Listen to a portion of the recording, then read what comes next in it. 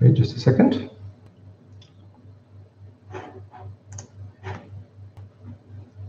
Okay. Hello there. We hope to be online just now, but we'll wait for another few seconds until we hit the 2 p.m. and then we'll start this AMA. So just give us a few seconds, please.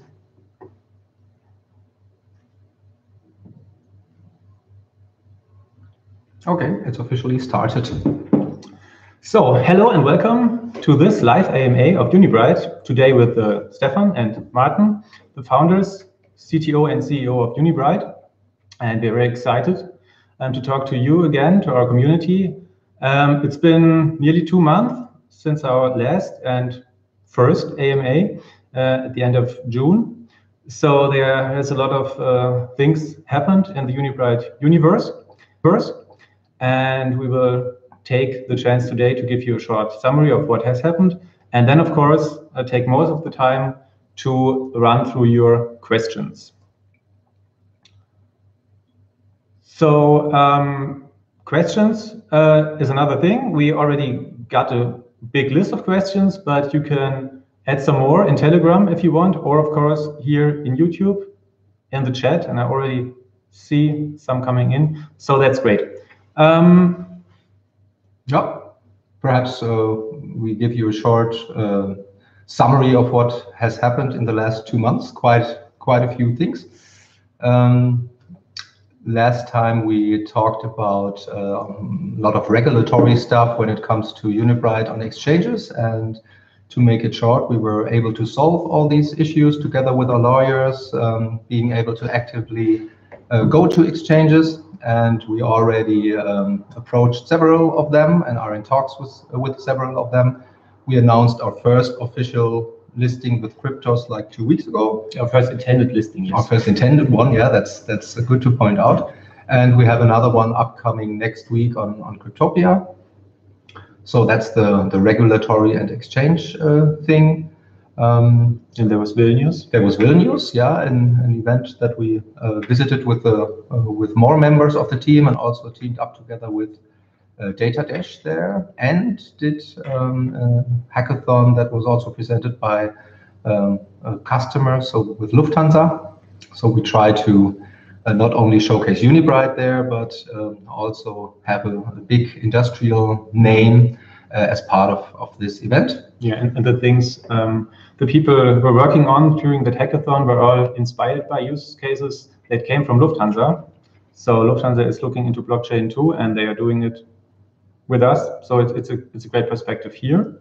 Apart from this, we let's only take the big things. We of course had this great NEM partnership we announced, and we already had a NEM workshop here in our office, having I think 9 of our developers here and guys from NEM on a 2-day workshop where we all deep dived into NEM specifics and the technical details, and we got the impression, and already had it before, that NEM is a very well created blockchain, and it's already usable. And the features that NEM offers are great for enterprise usage. There are use cases where we can make use of it, and we will have a lot more to say about this in the next weeks, I guess. Now, there are also some partner-related questions that were shoot over by email to us, so perhaps we can get back to the NEM things later as well. Yeah, so perhaps we can start. Yeah. We try to open the list. Yeah, we try to sort the questions into different subjects. So please understand if we do not answer each question that has been sent over specifically, because some of them are somehow the same, and we try to give the big picture. So yeah, let's start with the question heading for templates. So the question is, do you already have identified new use cases for which you can make workflow templates? Should we perhaps give a short summary what a template is? Yeah, so, you can do this if you want. So Unibright is template oriented, and what that means is that if we offer a framework, so this framework is a part of software that can be used for all enterprises that want to bring their processes into blockchain. So like 80% of the challenges you have to solve in such a project are the same, no matter what you actually want to do. But the real use case that you want to empower in blockchain has to be special for each client, perhaps, or for each industry. So we offer templates that solve a part of a process that can be done in blockchain. So, for example, a tracing process, or an approval process, or supply chain management, or micropayment, or whatever. So yes, we work on. Of course, we have the existing templates that we already presented on the website, and we already work on new templates, mostly inspired by potential pilot customers of us. And we try not only to serve this one pilot customer to be happy, but also to extract a template out of this collaboration, so that we can use it in many other projects and for many clients as well. Yeah, and to be even more specific, we picked out 2 new workflow ideas, or template ideas. Stefan and I were visiting an insurance company in Germany a few days ago, and they have an interesting use case. It's about licensing. So licensing, versioning of software or of other assets is a template we are working on. The other thing is micro payments, or payments in general. This is something we came over when we were looking in this whole hash graph thing, and about in blockchains that are able to do, let's say, thousands or hundreds of thousands of transactions per second or per minute at least. So for payment solutions, you need those blockchains. This is another interesting thing that came into our mind by a customer asking. So we took these 2 examples, licensing and payments, as template ideas we're working on. Yeah, exactly. Perhaps this is a good place to go over to the subject of pilot customers. There have been some questions. Perhaps I first read the questions, and then we can give the big picture again in one answer. So one question was, do you already have enough pilot customers to use and test the full Unibright framework in Q4? Will there be a big promotion if the first pilot customers use the framework? And is the focus of the team on the clients from SBO Consulting to get them as clients for the UBT framework as well? Yeah, so perhaps we can give you some insights on our strategy. Of course, we want to have as many customers as possible using the Unibright framework. That's the overall aim. But at the current state we are now in, we look most for clients that also want to tell about the collaboration. So it's not so interesting for us to just have one client who wants to use Unibright and we bind many resources into that kind of project, but the client does not want to tell anything about it. So we are looking for big names doing real things and also are willing to work on common success stories together with us. Yeah. To give you some insight, of course, we have customers or we have meetings that are not so successful for us because they are companies that just want to be educated on blockchain and get some insights of the technology and how to make use of it. And as Stefan said, that's nothing we want to go for. We are looking for, let's say, two or three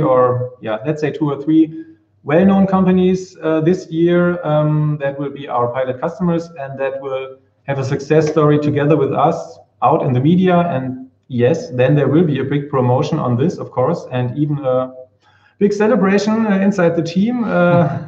You can be sure that we will go public with this. So yes, it's more about finding the right ones than do you have enough. It's about selecting because prioritization, yeah, because you can't get lost in this process. And from our view, it's totally not important if they are existing SBO clients. We also have this great Züge partnership. So the pilot potentials that we are talking to right now, some of them are from the SBO world, some of them are from the Züge world, and there are also new ones that got to know Unibright before they knew SBO. So it's a good mixture, and we don't care about from which existing ecosystem they are. But if you can choose, or if you could choose, of course, we'd like to have a company where we can use something like NEM, which is a great idea with its smart asset idea.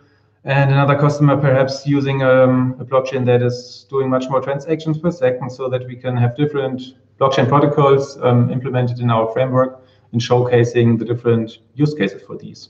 Yep.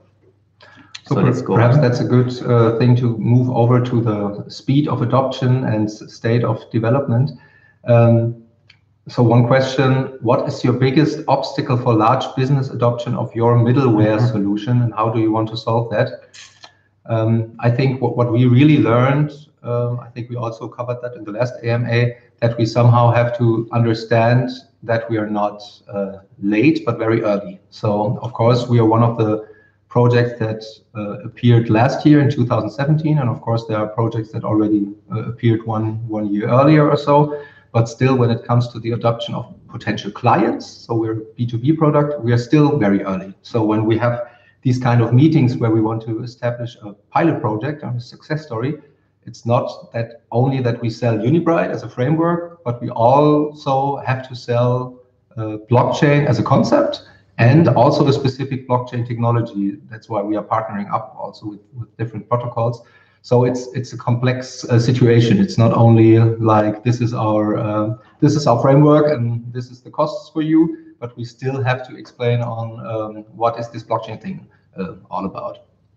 Yeah, and talking about obstacles from my point of view, some insights from the companies we're talking to. Blockchain in general, for them, the question is which blockchain to use. That's something we can help them with, because we are blockchain agnostic, because their biggest fear is binding to one blockchain solution and then getting employees that are specialized in this blockchain environment, and perhaps not knowing if this blockchain is the right solution to go for now or to go with in 1 or 2 years. So that's a big problem for them. The other big thing is integration. As always, as we have seen it the last 15 years with new technology, it's all about integration. You have to integrate it into the already existing world, and there are so many and there are so complex systems out there, ERP systems, legacy systems, and they all have to communicate with blockchains. So that's what we offer them with our integration framework and our platform that is already running. So it's for them, it's much more about the question how to integrate all of this than the question of should I take this implementation or this implementation. They've got their business process, they want to make use of blockchain somehow, and they need a solution that helps them. And that's all about the motivation. We set up the Unibright framework. These were the pain points we heard 1.5 years ago, and that's how we set up the Unibright framework. And there's some funny question coming in the chat. I think we can address this now. Someone wants to have a UBT t-shirt. Yes, I don't know if it's your shirt or mine. Yeah, we can show two examples. So I have this great blockchain simplified with Unibright t-shirt. And today I wear the polo shirt, which is a little bit more, I don't know, elegant, I think. Of course, we can, you too. Okay, we will work out something where you can get these shirts somehow. Let us think. Of course. So there has also a question: how can the Unibright community help you to achieve your goals? So we have this ambassador program. Please check our blog for details on how to apply for it. And it really goes very, very well. We already got introductions to potential partners, to potential developers, and to customers. So it really kicked off very well. So these are the first guys that we will bring t-shirts to. But of course, everybody who wants to spread the word, no matter what material he uses, and even if you are on a meetup or on a blockchain meeting or conference and you wear a Unibright t-shirt, this always helps. So feel free to ping us or our community manager route in the public Telegram chat, and we will sort it out to provide some t-shirts to you. Of course. Yeah, Root is good with t-shirts. Yeah. He's and other things he's good too, but he's good in t-shirts too, and he's even approaching influencers on the web to wear our shirts and to spread the word on us. Yeah. He's the community manager and the merchandise manager in that way. So from the state of adoption, there is also a question. A concern might be that the team size is too small to be able to realize the massive scope of the Unibright project. Are you going to expand the team size?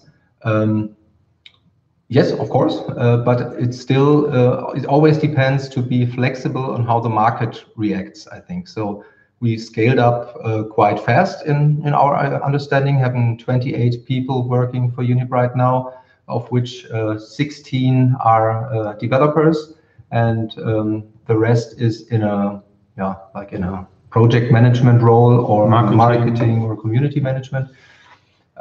We think it's more vital to have an agile approach to the actual work and to be flexible with scaling up.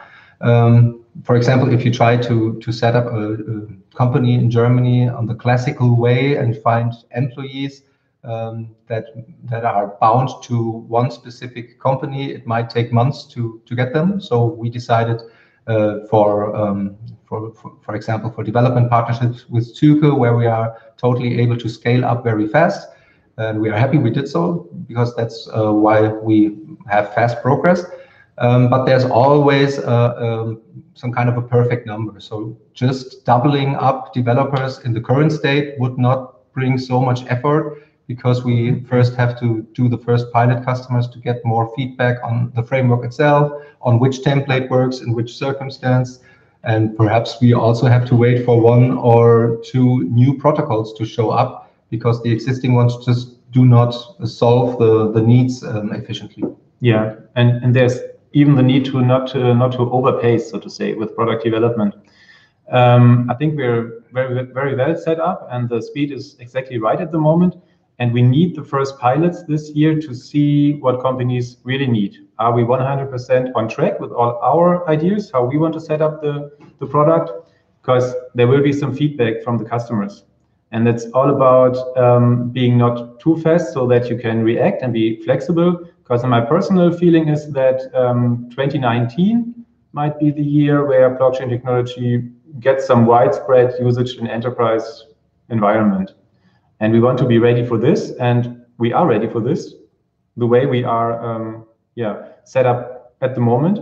So the short answer to the question is, our feeling is we are very well set up with these nearly 30 people, and they are all very intelligent people working on the project, and we will follow our roadmap and perhaps even be faster than we announced. Yes. Let's pick up some questions. Do you have any update on the partnership announcement which has been mentioned previously?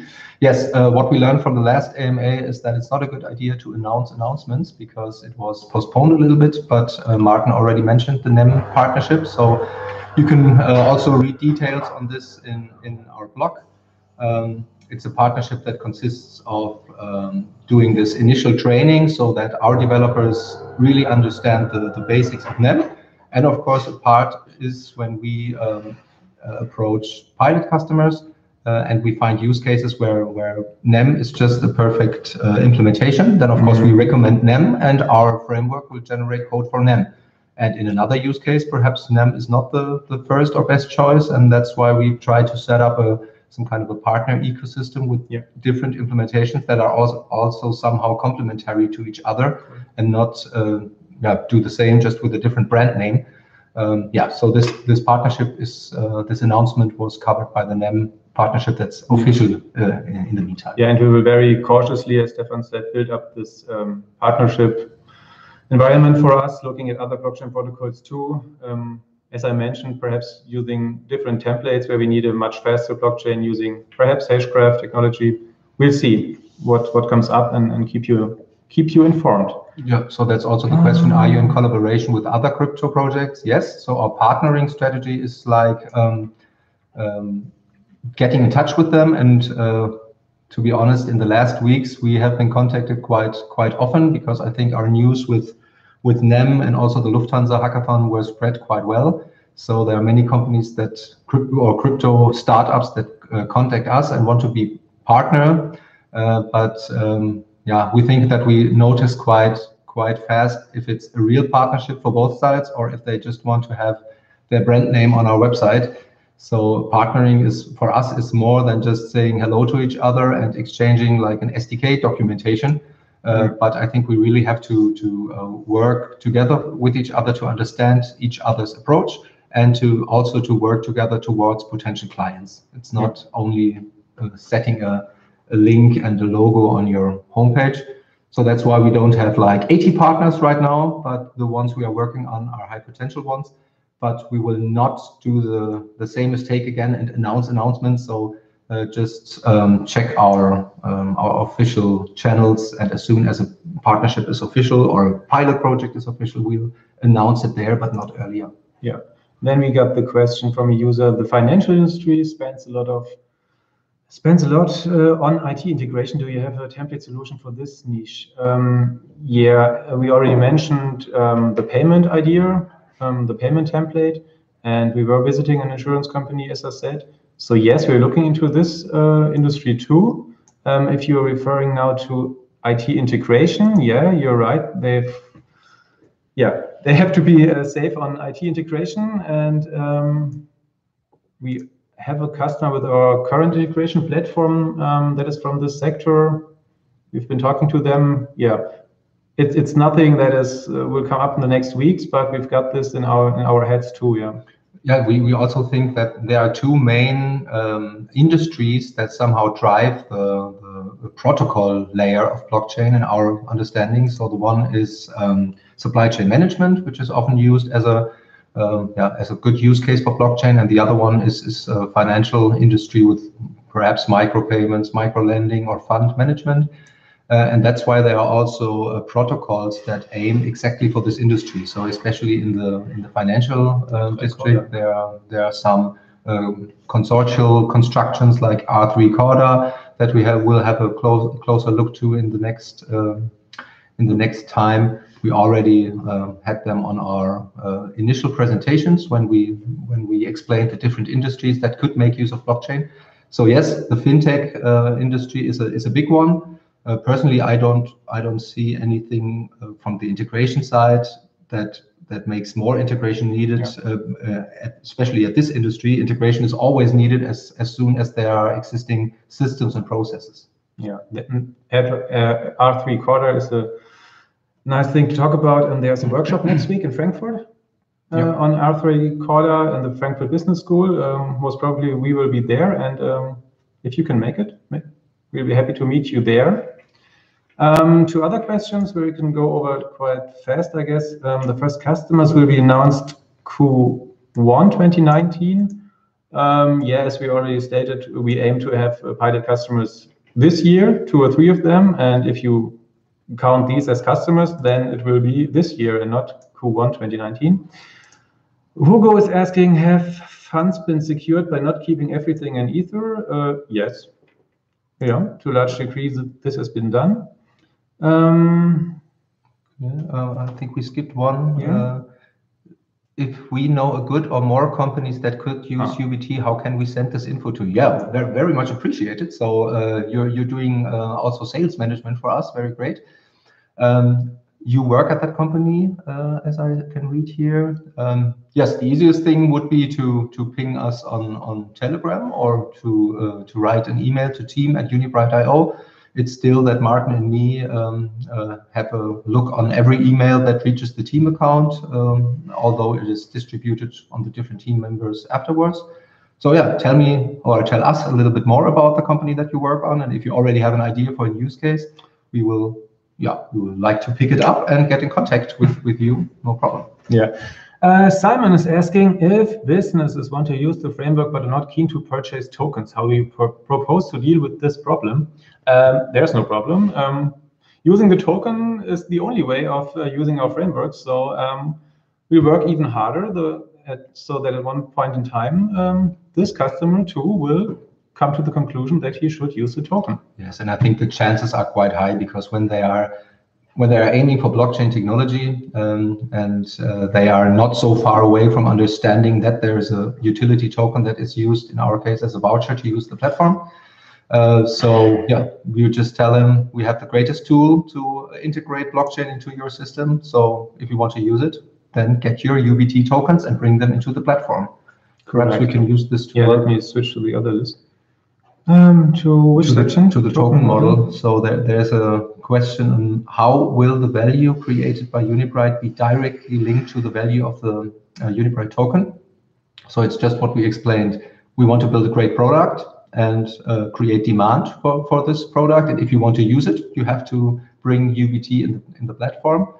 And these tokens have to be initially bought on the market and then are locked inside the platform for the duration of the contract that the client has with us. So it even it even affects the circulating supply. The more clients we have, the less vouchers are available. So that's, in our understanding, it's a good way to work on the value of UBT.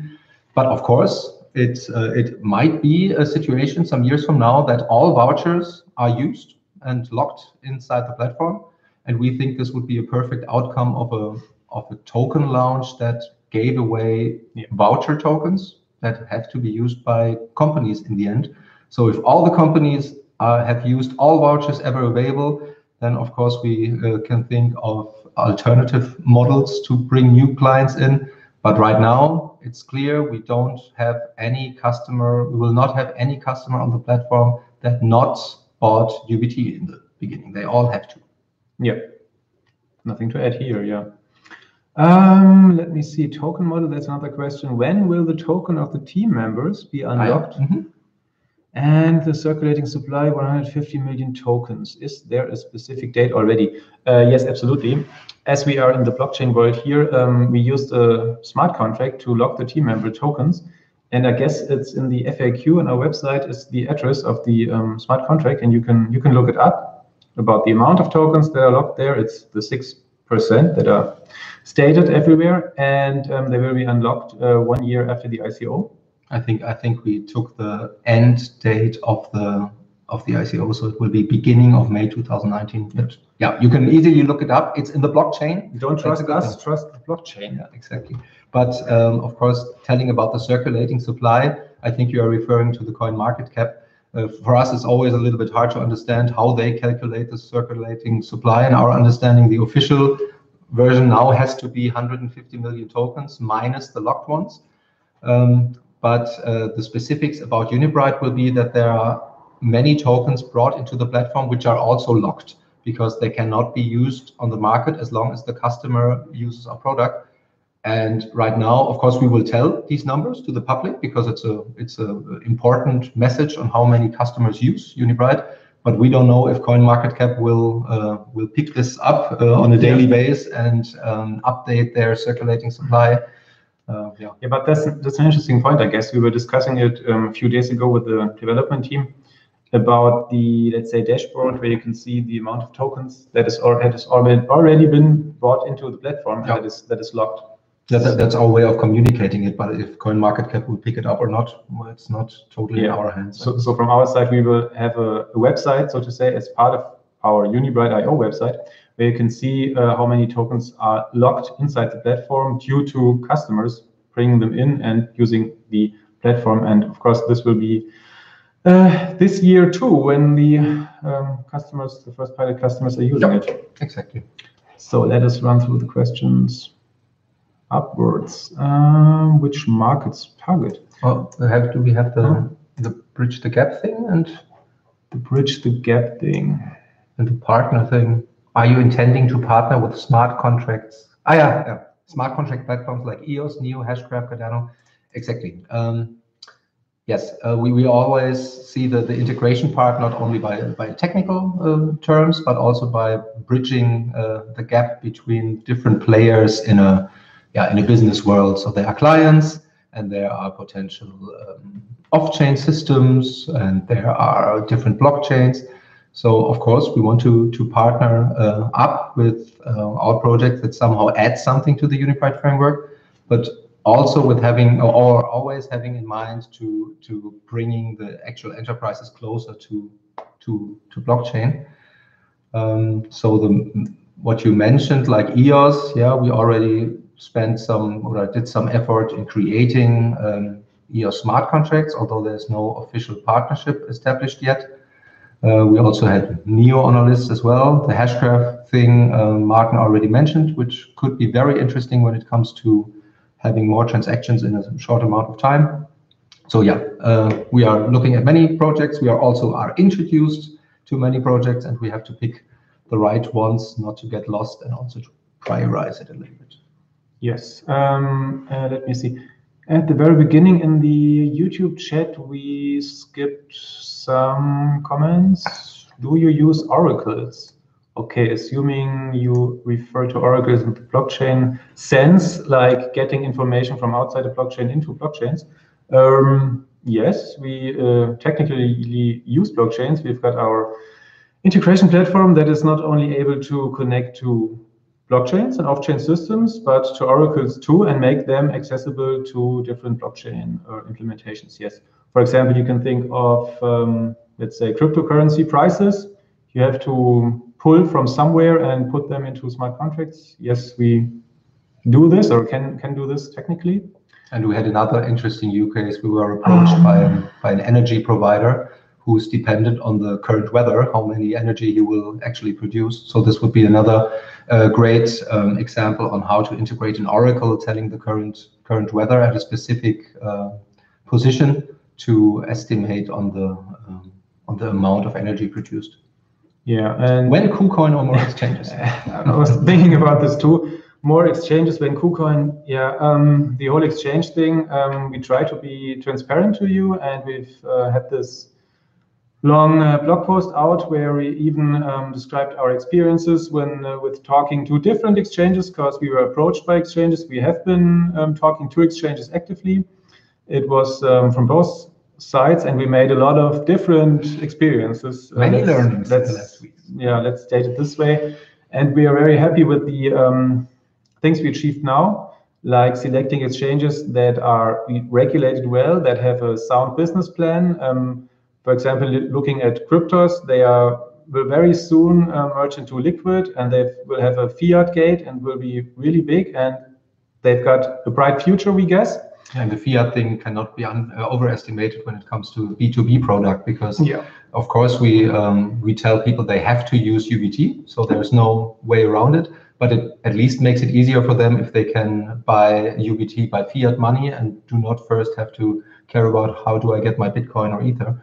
So this liquid thing is also promising, especially for utility tokens that address B2B usage. Yeah, because regulation will be much more important from month to month, and so it's from a midterm and long-term perspective, it's very important for business, we think, to have a sound plan and to have a solid plan, solid partners. And now answering the question about more exchanges, at the moment we are happy the way it is with Cryptopia and Cryptos. We will see what liquid brings, and of course there's the market, there's the overall sentiment at the moment. Some people talk about, I don't know, ICO winter or such terms. Let's wait a few weeks or even months and see where the market is going to. For us, it's not so much about the market. We are a technology provider. We've got a great product. Of course, we need the utility token, but we are somehow decoupled from all this cryptocurrency thing. Still, we've got the token, and I'm looking at exchanges, no question, and at the token. But our idea is, to wait a bit and see where exchanges in general are going to, because some of them still came up with tremendous amounts of money they were asking for. Perhaps this was okay last year, hundreds of thousands or even millions, and this is something that is, sometimes to us it seems also like a little bit of panic mode on their side. So perhaps they made a lot of money by asking lower rates at the beginning of the year, because there were many ICOs that were quite successful when the market was peaking. And right now it's perhaps a little bit more difficult to run a successful ICO. So they also go into panic mode, and now they ask for incredible amounts to be listed to save their business model. I think it's just not enough time in this complete space to really have enough learnings from the past. So for us, the most important thing is to provide liquidity to potential customers, and therefore we need exchanges, and we are happy that we solved the regulatory issues. And as soon as there's a new exchange that brings something new to it, also to the project, and of course to the value, then we are happy to discuss it, but we will not spend incredible amounts just to be able to tell now we are on exchange A or B, and 2 weeks after that we are still working on the project itself. But still, of course, we've got a master plan to achieve some other listings in the future, hit some bigger exchanges, of course, but it's nothing that will be done in the next 2 or 3 weeks. Let's announce it when it's done. Yeah, we'll announce it. And just some closing words on this. I guess the overall feeling is that we have to pay a bit for the hype we experienced last year in cryptocurrencies. We all have, not only we. Yeah, like all we as the people that are in crypto or in blockchain space. And on the other hand, it's a good thing that the market cools down, and in our opinion, it will leave the projects that have a sound business and a great business plan. Those businesses will succeed in the end, and it's a good idea if it's not hundreds and thousands of ICOs with funny ideas coming up every week. So let's get serious about blockchain in the next month or in 2019. So other questions? There are 2 new ones. You have successfully completed your expansion of your marketing team and expanding your exchanges. What are your next big goals? Flavio, thanks for the question.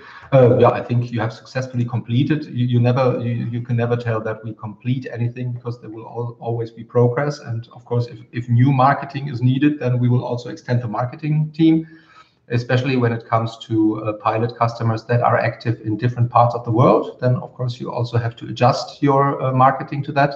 You can see one example that we translated the web page into foreign languages as well, starting only with English. We have now I think 4 or 5 languages. Yeah, at least we have Chinese, Japanese, Korean. Yeah, so we'll add some more. So the next big goal, of course, in this complete context is to successfully implement the pilot projects and to tell about it.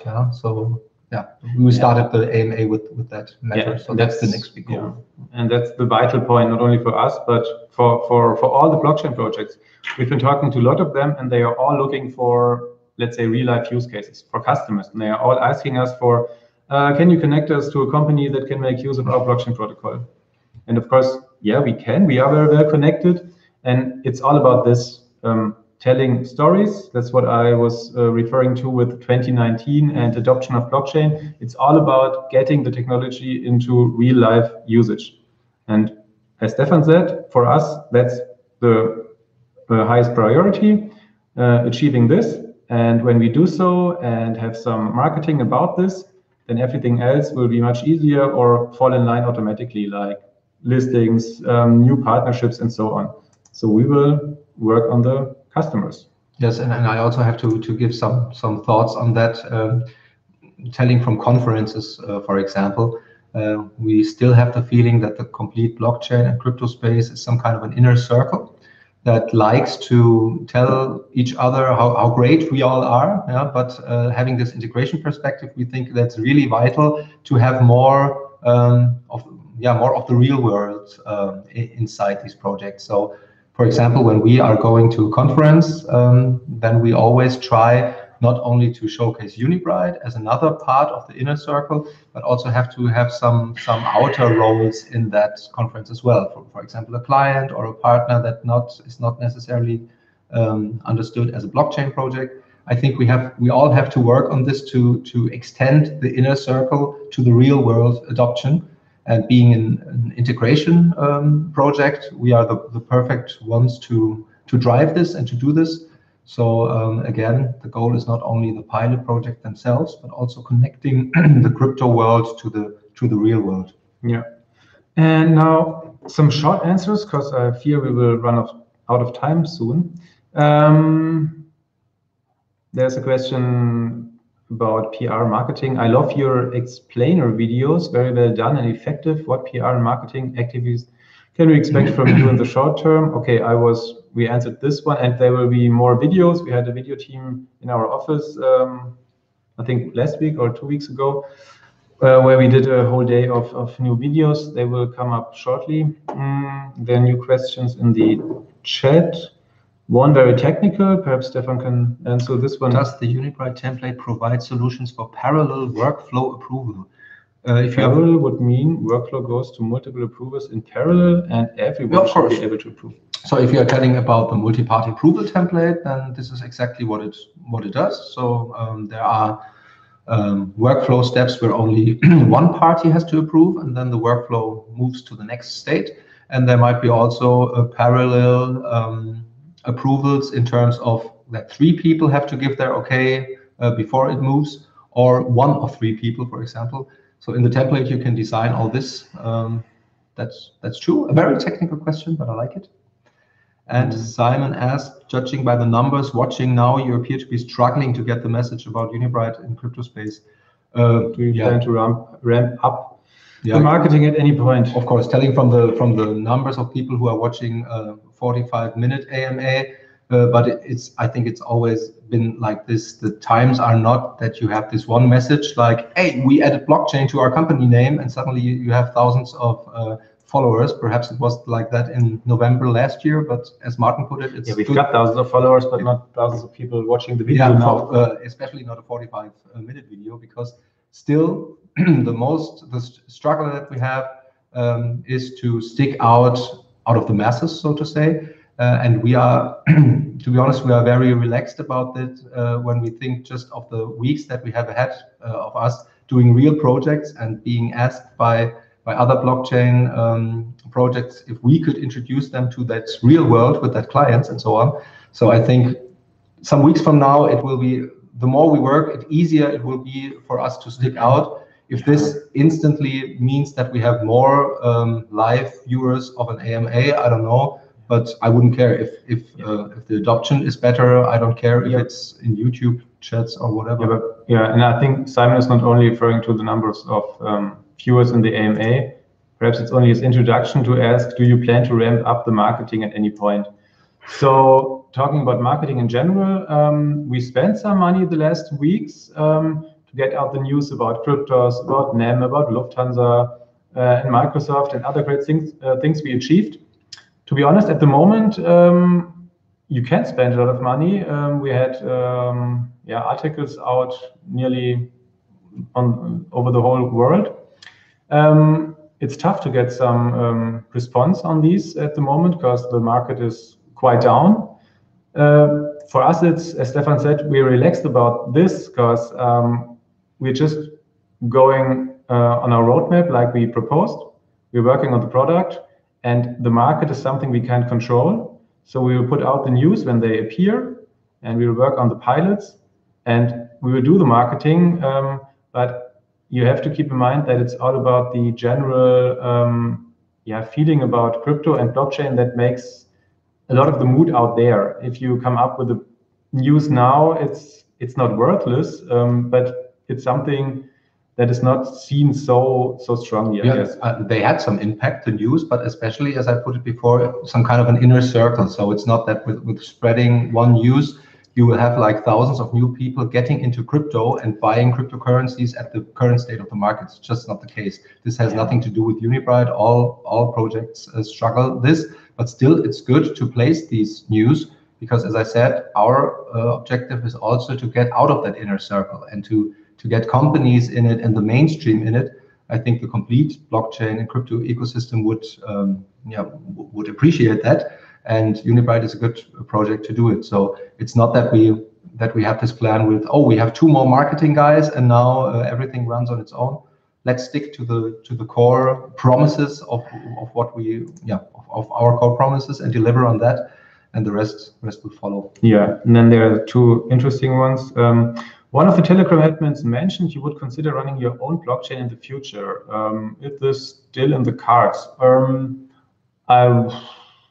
I don't know, I think it is in the cards, but it's nothing we are working on at the moment because our feeling is there won't be one blockchain that can handle it all. There will be many implementations, and that's why we talk about selecting the right ones that fit our templates, and we will integrate these, and we will move our templates to other blockchains that appear, so we are much more flexible, and that's our whole idea of being blockchain agnostic. Yeah, and it's also a good thing to explain what focus means. I think when we work on an own blockchain protocol, it would totally drag away the focus of our integration perspective. So perhaps 2 years from now, when we partnered up with more blockchains and we noticed that there's a special challenge that is still not solved by all of the protocols out there, then it might be interesting to work on a dedicated blockchain protocol. But until that, I think our integration option is the better one. Yeah, and then of course there's a question. It's holiday season. Did you, Stefan and Martin, had the pleasure of having a holiday yourself?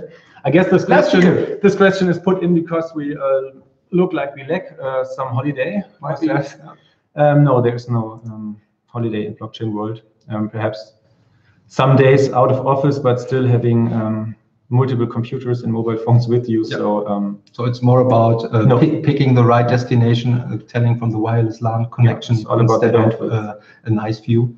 Yeah. But I think we also have to be honest. The level of the workload level in the weeks prior and after the ICO. Of course, was a little bit higher. Right now, it's just the regular work, but it still cannot be compared to a 9 to 5 regular job. So we still have like 80 to 100 hours a week. Yeah, but that's fine. Yeah, that's fine, and it's still the big chance we all have with Unibright, and it's the responsibility we have against our token holders and against our team, and that's why we sometimes work like crazy on the whole project. And it's still fun. That's also a good thing. Yeah, most of the time. Right. Let me see this one. Do you invite social media influencers to your events and cover the expenses? This has worked well for some projects. Yeah, of course we have Data Dash, Nicholas, in our team. As one of our advisors. As our advisors, he was in Vilnius, for example. But it's a valid point. We are working on such a thing with our ambassadors, approaching influencers. Of course, if you or any of the other people watching this have ideas or contacts, of course we would cover their expenses. It's all about partnering up in blockchain and spreading the word on this technology. It's not so much about competition, it's about working together. So yes, throw in ideas on this. Simon is saying, thank you. Keep up the great work. I wish you every success. Yeah, thanks a lot. Thank you. We will it's work on this. It's nearly exactly 45 minutes, so I guess this is good. Yeah, let them get. Perhaps we can wait for 10 seconds and I will roll through the chat and the hour list to see if I've missed anything. Our list is done, I guess. It's green. Yes, perhaps we can refer you to follow our blog because we in the last weeks we put a lot of effort into writing more blog articles that are not only technically related but also give some insight on our strategy or on potential customers. So yeah, we can only ask you to follow this blog to be up to date. And it's got a new design too. So if you use the link on the Unibright.io website, it will forward you to the new site with a new design. And it's always a good place to be up to date with Unibright. And of course, we will have new AMAs coming up in the future and let you know in our Telegram channel. Yeah, our dedication is very obvious. Yeah, thank you, Y user, and your dedication too for the people watching it live and for the others joining later. We appreciate this very much. And if you want to engage more, just drop us a line, join our Telegram group, get in contact with us, because we always like to have more and great people in our team to work together on blockchain and Unibright.